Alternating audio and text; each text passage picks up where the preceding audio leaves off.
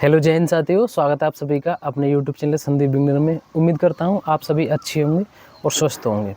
आप सभी को पता है, जब से आपका यूपी होमगार्ड का जो एग्ज़ाम हुआ है उसके बाद मैंने कोई वीडियो नहीं बनाई थी। हालांकि यूपी होमगार्ड को लेकर के आपके मन में जब आपका पेपर हो गया उसके बाद तुरंत ही आपके दिमाग में एक क्लिक करी बात कि अब इसकी जो कट ऑफ है वो कितनी जाएगी। और ये एक प्रोसेस रहता है, कोई ऐसा नहीं है कि आपके साथ ऐसा हो रहा है तो आपको ये लग रहा हो कि मेरे कम स्कोर रह गया या मैं पढ़ने में कमज़ोर हूँ। ऐसा कुछ नहीं, ये सभी के साथ होता है, ये नेचुरल है। और इसकी एक पहचान ये भी है कि आप एक अच्छे और सीरियस स्टूडेंट हैं, क्योंकि जिन्होंने अच्छे तरीके से तैयारी नहीं की, जो अपनी पढ़ाई को लेकर के सीरियस नहीं थे, उनके साथ कभी ऐसा नहीं होता। ये सिर्फ केवल और केवल उन्हीं के साथ होता है जिन्होंने अच्छे तरीके से मन से तैयारी की हो, उन्हीं को अपने सिलेक्शन किया, उन्हीं को अपने स्कोर को लेकर के चिंता होती है। जिस तरीके से, जैसे कि आप सभी को पता है, कोई भी भर्ती प्रक्रिया होती है उसका एक प्रोसेस रहता है कि पहले एग्जाम होगा, उसके बाद इस तरीके से इसका रिजल्ट आएगा, फिर उसका फिजिकल होगा, मेडिकल होगा। इसी तरीके से ये भी एक प्रोसेस है उसका, नेचुरल तरीके से। जैसे आपका कोई एग्जाम होता है उसके बाद धड़कनें हमारी तेज हो ही जाती हैं कि अब स्कोर मेरा क्या रहेगा, कट ऑफ कितनी जा सकती है, कहीं ऐसा तो नहीं मेरा स्कोर कम हो। तो ये आपका बिल्कुल एकदम नेचुरल चीज़ है, इसमें कोई घबराने वाली बात नहीं है। दूसरी बात, जो सबसे बड़ा डाउट इस समय पर आपके मन में ये चल रहा है कि आंसर की कब आएगी, और दूसरा चल रहा है कट ऑफ का डर। दोनों के ऊपर बात करेंगे। सबसे पहले बात कर लेता हूं मैं आपकी आंसर की को लेकर के, क्योंकि जब से आपका यूपी होमगार्ड का पेपर हुआ है, 3 दिन आपका यूपी होमगार्ड का पेपर चला था। उसके बाद अगर आज तक हम देखें तो अब तक यूपीएसआई की आपकी जो आंसर की आ गई थी, लेकिन यूपी आपकी होमगार्ड की आपकी आंसर की अभी तक नहीं आई है। तो सबसे पहले तो मैं आपको क्लियर कर दूं कि आपके दिमाग में अगर ये चल रहा है कि यूपी होमगार्ड की जो आंसर की वो लेट होगी, तो ऐसा बिल्कुल भी नहीं है।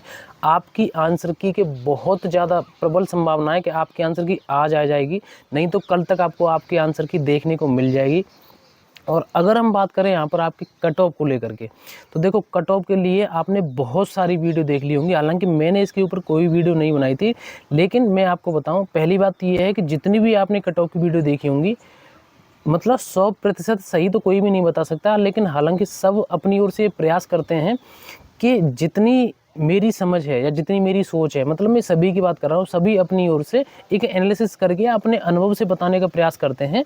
तो ऐसा नहीं है कि कोई जानबूझ करके कोई कम बता रहा है, कि जानबूझ करके कोई ज़्यादा बता रहा है। अपनी ओर से सभी सही बताने का प्रयास करते हैं। अब ये उसके बाद पता लगे कि किसकी कट ऑफ मतलब कितनी गई है, किस जिले की कितनी गई है। कट ऑफ का आपको जो डर सता रहा है, सबसे पहले तो आप ये क्लियर कर लीजिए कि कट ऑफ जो आपकी ज़्यादा नहीं जाएगी। आप ये मान करके चल सकते हैं कि जो आपका 100 नंबर का पेपर था, वो आप ये लगभग अंदाज़ा लगा सकते हैं कि लगभग 80 आप मान करके चल सकते हैं कि 80 क्वेश्चन में आपकी जो लड़ाई होनी थी सब में, वो उसमें हुई है। क्योंकि उसके बाद जो जितने भी प्रश्न थे वो सच में ऐसे थे जो हर किसी को सोचने पर मजबूर कर दिया उसने कि क्या ये होमगार्ड के पेपर के लायक प्रश्न थे भी या नहीं।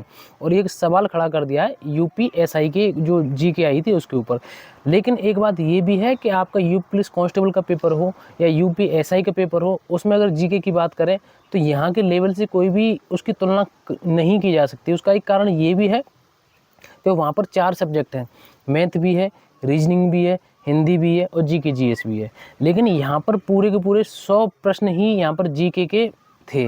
तो उसमें कुछ प्रश्न ऐसे डालना हो सकता है जो प्रश्न जिस कंपनी ने बनाए हों उसका ये एक आइडिया हो अपने मन में, मतलब एक ये सोच हो कि अगर मैं इस तरीके से 100 प्रश्न भी सरल कर दिए तो कट ऑफ तो बहुत ज़्यादा हाई चली जाएगी। इसमें कुछ ना कुछ प्रश्न ऐसे करने पड़ेंगे टफ लेवल के, जिससे जो एक एवरेज है वो मतलब एक अपने स्तर पर ही रहे। ऐसा नहीं कि आसमान छू जाए कट ऑफ, क्योंकि 100 के 100 प्रश्न यहाँ पर जीके के ही थे। दूसरी बात मैं आपको बता दूं कि अगर आप ये सोच रहे हैं कि मेरा स्कोर मतलब 75 नहीं हुआ, 70 नहीं हुआ, 80 नहीं हुआ, तो वो किसी और का भी नहीं हुआ। अब यहाँ पर किसी और का भी नहीं हुआ इसका मतलब ये नहीं है किसी का भी नहीं हुआ, बहुत सारे लोगों को हुआ है। लेकिन वहाँ पर ये कि जो एवरेज स्कोर आ रहा है उसके आसपास आपकी कट ऑफ रहेगी। तो ऐसा नहीं कि 75 80 किसी आपके साथ वाले के आगे तो सबका स्कोर उतना ही होना जरूरी था। हो सकता है उसने बहुत लंबे समय से एक अच्छी तैयारी की हो, ठीक है। और यहाँ पर मैं कह रहा हूँ कि 75 80 क्वेश्चन हालांकि बहुत बड़ी बात है। होमगार्ड के जो पेपर आए थे उसमें अगर मैं आपसे यहाँ पर बात कहूँ कि अगर आपके एक 50 60 के आसपास आपका स्कोर बन रहा है, 50 55 के आसपास आपका स्कोर बन रहा है,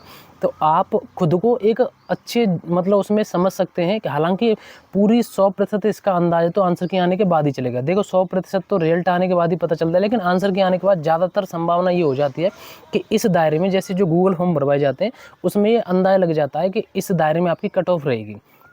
तो आपसे मैं इतना कह सकता हूँ कि 50 और 60 के स्कोर के बीच में सबसे ज़्यादा गुच्छा है, जो मतलब जितने भी लड़के लड़कियों का जो एग्ज़ाम हुआ है उसमें 50 से 60 के बीच में सबसे ज़्यादा स्कोर उन्हीं का है, ठीक है। तो ऐसा नहीं कोई आपका जानने वाला कोई 75 ले आया या 70 ले आया या 80 ले आया, हालांकि मैं कह रहा हूँ मैंने तो अभी तक किसी भी जानने वाले का किसी का भी ये नहीं सुना है कि किसी का 80 स्कोर हो अपने आप में। मैं तो ये सोच रहा हूँ कि ये जो पेपर है वो 80 में से ही सबका स्कोर हुआ है, क्योंकि 80 से ऊपर जितने भी 20 प्रश्न थे वो आप मान सकते हैं कि टफ लेवल के प्रश्न थे, बहुत ज़्यादा लेवल के, ठीक है। और वीडियो में बोलने को तो मैं भी बोल दूं कि 80 हो जाएंगे, 85 हो जाएंगे, लेकिन अगर हम किसी एग्जाम में बैठते हैं ना, आपने जो अपना एग्जाम दिया है उसकी मैं परेशानी समझ सकता हूं।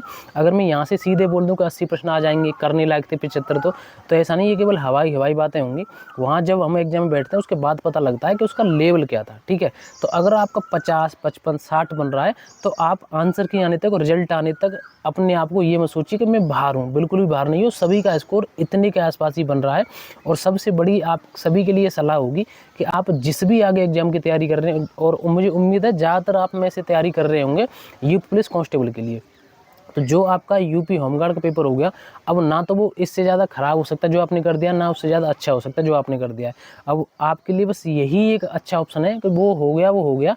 अब आप अपनी आगे आने वाले उसकी यूपी पुलिस कांस्टेबल के पेपर की अच्छी तरीके से तैयारी करिए। आप सभी को पता है कि अगले महीने आपका यूपी पुलिस कांस्टेबल का पेपर लगा हुआ है, तो उसके लिए तैयारी करिए, उस पर अपना ध्यान दीजिए। और यूपी होमगार्ड की आंसर की आज बहुत ज़्यादा संभावना, आज नहीं तो कल तक आपकी यूपी होमगार्ड के आंसर की आपको देखने को मिल जाएगी, ठीक है। तो फिलहाल बस मुझे यही जानकारी देनी थी आप सभी के लिए। और भी आपका कोई डाउट रहता है आप कमेंट करके मुझे बता सकते हैं। पिछले बहुत लंबे टाइम से मैंने कोई वीडियो नहीं बनाई थी, क्योंकि मैं छुट्टी पर हूँ, घर पर हूँ, इसलिए मुझे समय नहीं मिला। तो आज मुझे जैसी मौका मिला मैंने आपके लिए ये जानकारी दे दी। और भी आपको कोई डाउट रहता है आप कमेंट करके मुझे बता सकते हैं। आज के लिए बस इतना ही, मिलेंगे नेक्स्ट वीडियो में। जय हिंद, नमस्कार, राम राम।